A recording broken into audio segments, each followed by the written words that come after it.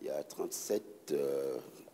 37 personnalités qui ont un capital de près de 1000 milliards de capital. C'est des grands groupes dans les domaines aussi variés que l'environnement, l'énergie, les médicaments. Ils ont pu rencontrer la plupart des ministres qui étaient présents. Ceux qui étaient absents ont dépêché leur directeur de cabinet. Et aussi, ils ont eu une rencontre à la Chambre de commerce avec des industriels ivoiriens. Donc, les contacts se sont bien passés et ils sont heureux ce soir de venir discuter avec vous et puis échanger pour avancer. Je voudrais juste ajouter que c'est un symbole d'un vrai partenariat entre la Grande-Bretagne et la Côte d'Ivoire. Un partenariat qui a été un accord fait en 2013, mais qui n'existe pas juste sur une feuille de papier. C'est vraiment un partenariat qui est durable et qui a des bénéfices concrets pour nos deux pays. Et donc, merci infiniment pour la possibilité de vous parler de ça et que nous avons reçu aujourd'hui. Merci, Monsieur le Président. Cette visite est quelque chose de très significatif pour nous. Et en plus, je voudrais vous remercier pour l'accueil qui a été réservé au Premier ministre Duncan quand il est allé donc, pour parler de la Côte d'Ivoire et vous encourager à venir investir dans notre pays. Et je crois qu'il m'a dit à son retour qu'il avait non seulement été bien reçu, mais il y avait eu de très fortes offres d'investissement ici. Et c'est ce que M. l'ambassadeur et vous-même vous avez confirmé, des choses concrètes. Et cela nous réjouit énormément. Donc je voudrais vous dire que la Côte d'Ivoire est heureuse de vous accueillir et souhaite que vous puissiez non seulement investir, mais accroître vos investissements et votre présence dans notre pays.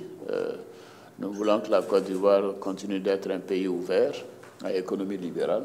Je lisais dans le Financial Times d'avant-hier que nous sommes parmi les 10 pays la plus forte croissance dans le monde en 2014. Alors, il n'y a pas plus crédible que le Financial Times. J'ai félicité le Premier ministre, d'ailleurs, je l'ai eu hier nuit. Ça veut dire au cours des 3 dernières années, la moyenne annuelle de croissance a été de 9%. Donc en Côte d'Ivoire, ce qui est tout de même très important, avec un taux d'inflation donc inférieur à 2%. Mais nous sommes déterminés à travailler sur 2 choses, à maintenir vraiment le cadre macroéconomique. Vous direz que c'est un ancien du Fonds monétaire qui vous parle, mais nous voulons vraiment maintenir le cadre macroéconomique, faire en sorte que nous puissions bien contrôler les 2 déficits, le déficit du compte courant et le déficit budgétaire. Et ceci se passe très très bien. Le ministre du Budget m'a indiqué que le premier trimestre, d'ailleurs, nous sommes au-delà de nos projections de recettes et les dépenses sont bien maîtrisées. Et par conséquent, les dépenses d'investissement, par contre, continuent d'augmenter. Et nous voulons également, tout en étant sur les marchés intérieurs et internationaux, bien maîtriser notre endettement, dont une partie d'ailleurs sert à refinancer les mauvaises dettes du passé. Et par conséquent, le taux d'endettement également, nous sommes très regardants pour que cela reste à un niveau compatible avec notre politique à moyen terme, c'est-à-dire autour de 43, 44, 45% maximum. Et ceci étant, je sais que vous savez tout sur la Côte d'Ivoire grâce au Premier ministre. Et donc, je disais, le cadrage macroéconomique est très important pour nous. La deuxième chose, c'est l'environnement des affaires. L'environnement des affaires, nous travaillons d'arrache-pied sur ça avec le Premier ministre et toute son équipe. Nous avons fait beaucoup de progrès dans les indicateurs de Doing Business et avec également le programme américain du Millennium Challenge Corporation. Nous avons également fait des progrès très importants, quasiment sur tous les départements. Et nous continuons de faire en sorte que cela se fasse. Donc, en améliorant ces 2 axes de notre politique, tout le reste suivra. Le Premier ministre a dû vous dire que nous avons fait un nouveau code minier. D'ailleurs, c'était sur l'intervention de votre prédécesseur, parce que nous avions un code minier qui n'était pas très attractif. Je crois que maintenant, il est particulièrement attractif. Nous avons le code des investissements globalement a été revu. Et nous voulons mettre non seulement l'accent sur l'extraction des ressources naturelles, bien sûr le pétrole, le gaz, les mines, mais nous voulons maintenant passer à la phase du processing de nos matières premières. Ça, c'est quelque chose qui me tient particulièrement à cœur. Nous sommes tout de même premier producteur mondial de cacao et nous ne transformons qu'à peine 35%, donc une production de 1 700 000 tonnes. Nous ne transformons ici en pâte et en beurre qu'un tiers à peu près, ce qui est largement insuffisant. En tout cas, je vous encourage à venir dans ce secteur. Nous avons Olam de Singapour qui a fait une usine il n'y a pas bien longtemps. Nous avons une société française, C'est Moi, qui va ouvrir une usine de fabrication de chocolat. D'ailleurs, ce mois-ci que je vais inaugurer. C'est un secteur important pour la Côte d'Ivoire. Et nous avons également d'autres produits tels que les cashew nuts, les noix de cajou. On me dit que maintenant nous sommes même premiers producteurs puisque nous produisons plus que l'Inde. C'est-à-dire nous étions un gros exportateur, mais surtout sur l'Inde, mais apparemment maintenant nous produisons, depuis cette année même, nous dépassons la production de l'Inde et d'autres produits sur lesquels nous pouvons également améliorer donc la transformation. Donc je voudrais vous encourager. Et le Code des investissements et le Centre de promotion des investissements en Côte d'Ivoire essaie de suivre ça de très près et connaît nos priorités.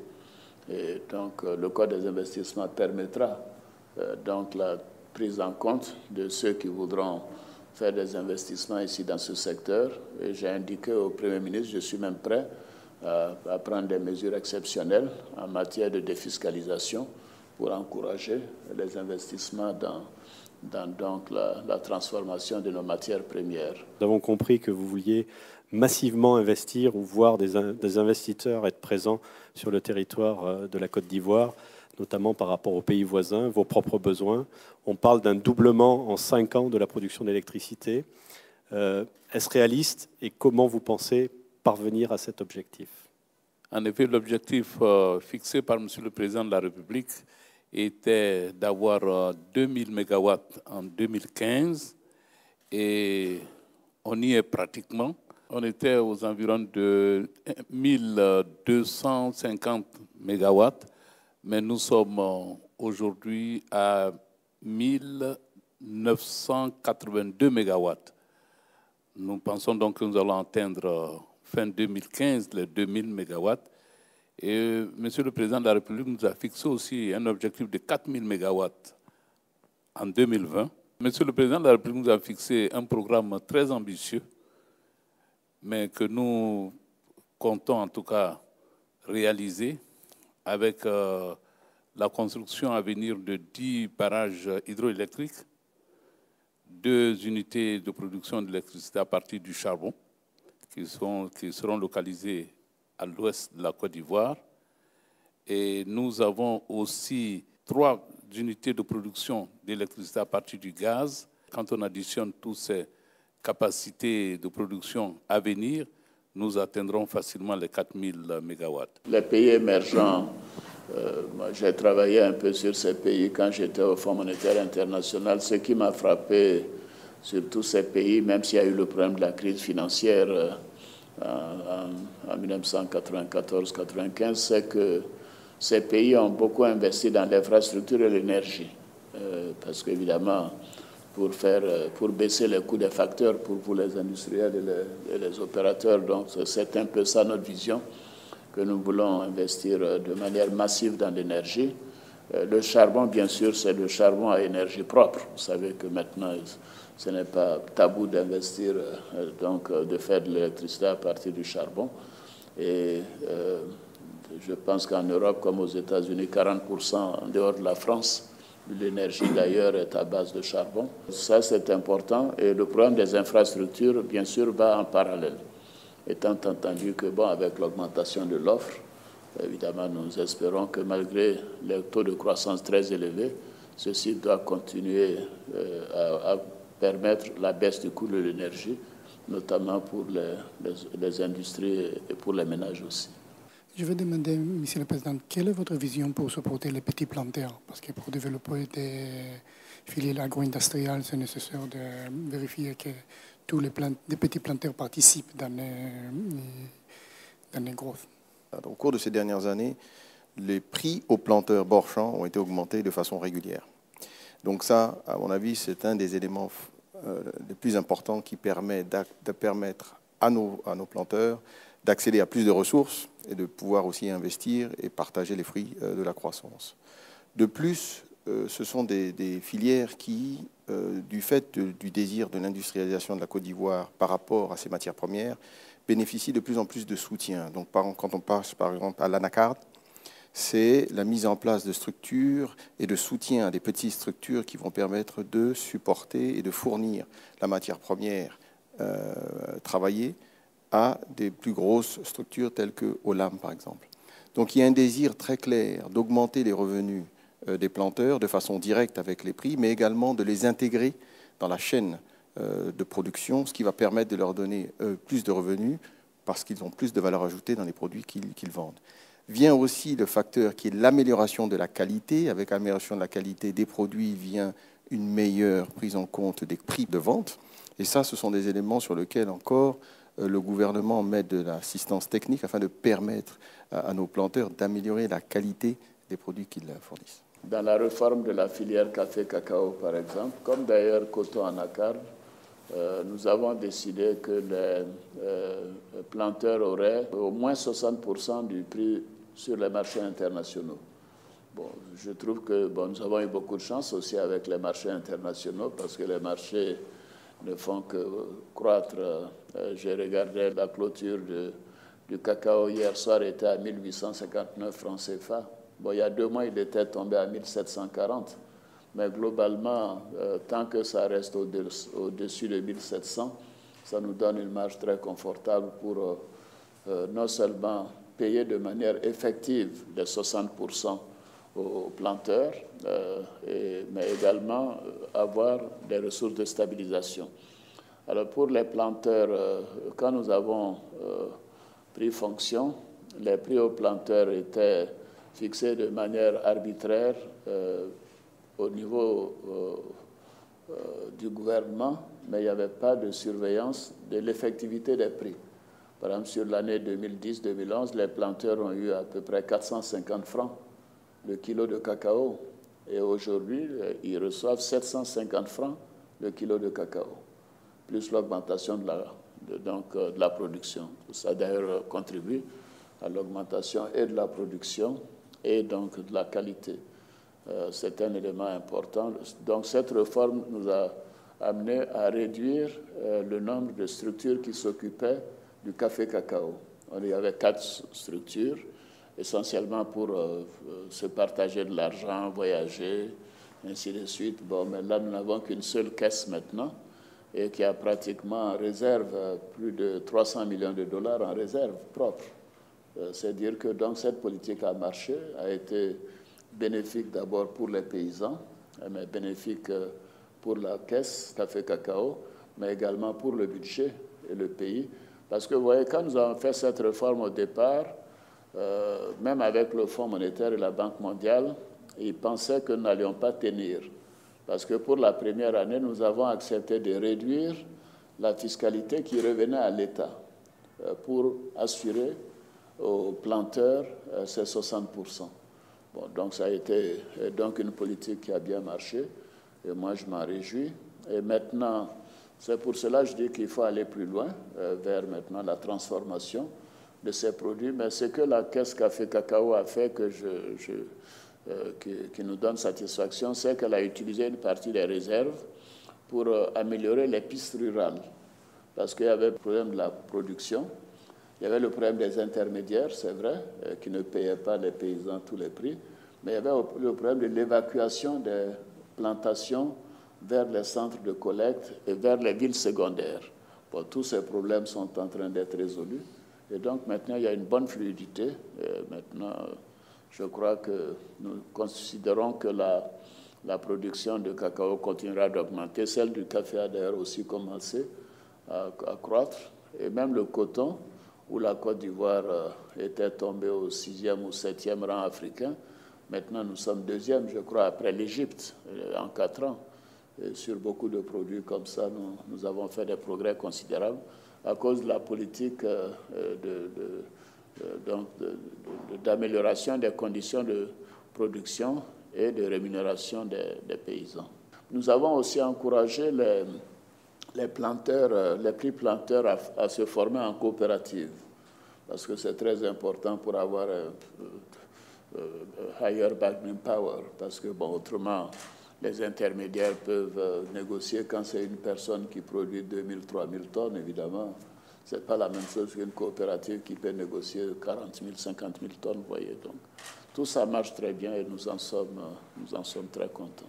Nous comptons très rapidement, en toute logique, installer notre bureau de la sous-région à Abidjan pour couvrir l'Afrique de l'Ouest.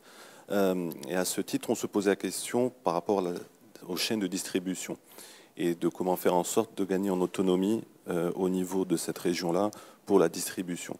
À partir, par exemple, de la Côte d'Ivoire pour les importations qui viennent de UK ou qui viennent des États-Unis. Et nous nous heurtons parfois, dans notre réflexion, à des barrières en termes de logistique, d'infrastructure, qui, de ce fait, rendent cette solution trop coûteuse pour l'ensemble des pays. Et je voulais avoir votre vision par rapport à ça, le développement des infrastructures au niveau de la sous-région entre les pays pour peut-être aller vers plus d'autonomie dans ce secteur-là. Depuis l'accession du président à la magistrature suprême, énormément d'efforts ont été faits justement en matière d'infrastructure, que ce soit au niveau local comme au niveau régional. Et à ce titre, il faut indiquer que pas plus tard que la semaine dernière, le Premier ministre a procédé à l'inauguration d'une route dans le nord, justement au niveau de Boundiali-Tengrela. Et nous avons lancé un appel d'offres qui est justement financé par la Banque islamique de développement pour une autre route d'un montant de 50 milliards de francs CFA. Toujours justement pour pouvoir avoir une connexion entre la zone nord, donc notamment le Burkina et le Mali, et la Côte d'Ivoire. En matière de facilitation, nous travaillons aussi au niveau du port d'Abidjan pour justement accélérer les procédures. Et à ce titre, le président de la République a demandé à ce qu'on fasse une étude spécifique sur la compétitivité du port d'Abidjan. Parce que justement, nous pensons qu'aujourd'hui, la Côte d'Ivoire représente environ 40% de la zone UEMOA. Et nous pensons et nous souhaitons être le hub de la sous-région. Et cela passe justement par une facilitation des procédures au niveau du port d'Abidjan. Donc ça fait partie des choses sur lesquelles nous travaillons sous le patronage du président de la République pour justement aller et améliorer les facilités au niveau du port, mais aussi l'ensemble des infrastructures douanières, les infrastructures routières pour justement fluidifier les contrôles. Et à ce titre, il faut aussi indiquer que même en termes de corridors, beaucoup d'efforts sont aussi en train d'être faits. En termes de contrôle fait au niveau des routes, il faut noter qu'il n'y a plus autant de barrières policières et douanières qu'il existait par le passé. Donc ça fait vraiment partie des choses sur lesquelles nous mettons un accent très particulier. Côte d'Ivoire se veut être le hub d'une économie régionale. Bon, nous le sommes déjà par rapport aux pays francophones, puisque dans l'UEMOA, nous représentons entre 35 et 40% des agrégats monétaires comme des flux commerciaux et de l'économie. Mais il y a également la question de la volonté politique qui me tient à cœur, parce que moi je considère que l'Afrique de l'Ouest et des pays comme la Côte d'Ivoire ne peuvent encore avoir des taux de croissance même à 2 chiffres si nous arrivons à nous entendre avec le Nigeria pour mieux intégrer nos économies et nos politiques. Et c'est d'ailleurs pour cela que j'ai des relations très étroites avec les autorités nigérianes.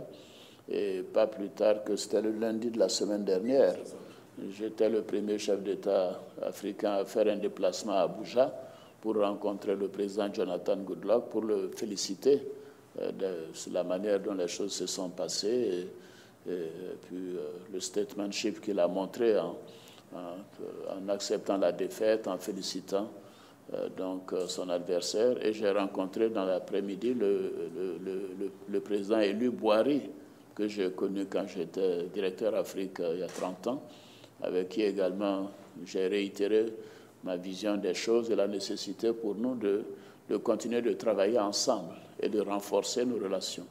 Le Nigeria est notre leader naturel, que ce soit au plan de la richesse donc, du pays, que ce soit au plan de la population, 180 millions d'habitants. Et nous estimons donc que s'il y a une meilleure intégration, et compte tenu des performances de notre économie, de la stabilité donc de notre politique économique, nous pouvons donc profiter également de la croissance du Nigeria et avoir un marché important et aussi encourager les entreprises nigérianes à investir en Côte d'Ivoire comme les entreprises ivoiriennes à investir au Nigeria. Donc il y a une question de volonté politique que j'ajoute à toute cette manière de faire les choses. La même chose avec le Ghana. Pas plus tard que hier, j'étais à Lomé avec le président du Ghana, qui est le président en exercice de la CEDEAO, parce que nous sommes allés pour régler les problèmes électoraux du Togo qui traînaient depuis plusieurs jours. Bon, et dans la soirée avant notre départ, les choses se sont réglées. Et donc nous avons de fortes possibilités de coopération, surtout que le Ghana est voisin à la Côte d'Ivoire. Et par conséquent, les deux économies ont à peu près la même taille. Donc ensemble, c'est quand même 50 millions d'habitants. Donc ça veut dire que là également, quand vous prenez l'UMOA, plus le Ghana, ça fait déjà plus de 125-130 millions d'habitants. Et ça permet d'avoir une masse critique dans la coopération avec le Nigeria. Et donc nous voulons renforcer nos politiques au sein de la CEDEAO. Ça, c'est très important pour chacun des États. Et donc ce qui est bon pour chacun des États est bon pour tous. Nous avons remarqué effectivement une progression dans l'environnement socio-économique et dans le doing business. Nous remarquons cependant qu'il y a encore des choses à faire, comme vos collaborateurs nous l'ont bien signalé. Et nous voudrions savoir sur le côté bancaire, l'intégration, justement, vous parliez de l'intégration de la CEDEAO. Est-ce qu'il y aurait une intégration beaucoup plus économique et monétaire qui avait été émise dans le passé? Le développement de la Côte d'Ivoire sous son leadership, c'est l'intégration régionale. Et ça, sous toutes ses formes, y compris au niveau du secteur financier, qui est un moteur du financement de nos économies.